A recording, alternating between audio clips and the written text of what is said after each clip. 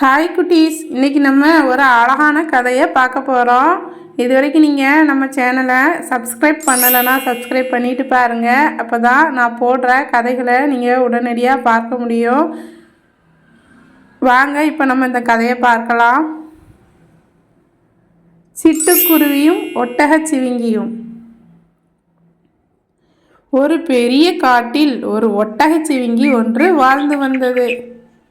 அதற்கு தான் உயரமாக இருக்கிறோம் என்ற கர்வம் அதிகம்.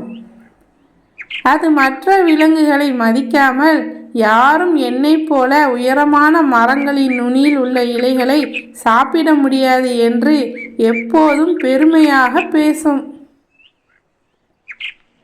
அதே மரத்தில் ஒரு சிறிய சிட்டுக்குருவி கூடு கட்டி வாழ்ந்து வந்தது. அதன் பெயர் மோனா. ஒரு முறை பலத்த காற்று வீசிய போது மோனா குருவின் கூட்டில் இருந்த முட்டைகள் கீழே விழ பார்த்தன. மோனா குருவி பதற்றத்துடன் ஒட்டகச்சிவிங்கியிடம் உதவி கேட்டது.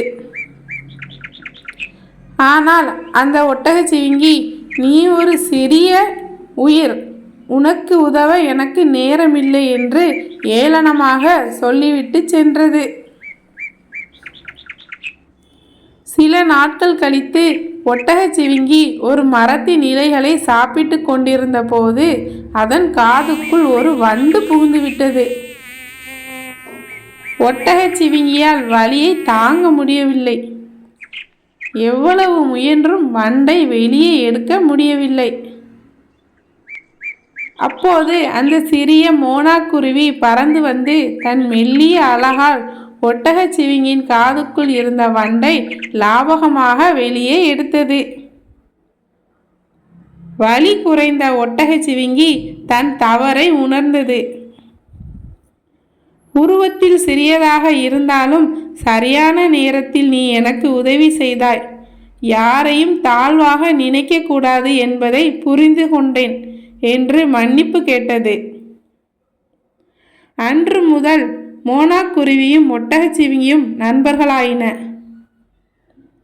கதையின் நீதி: உருவத்தை வைத்து ஒருவரை எடை போடக்கூடாது.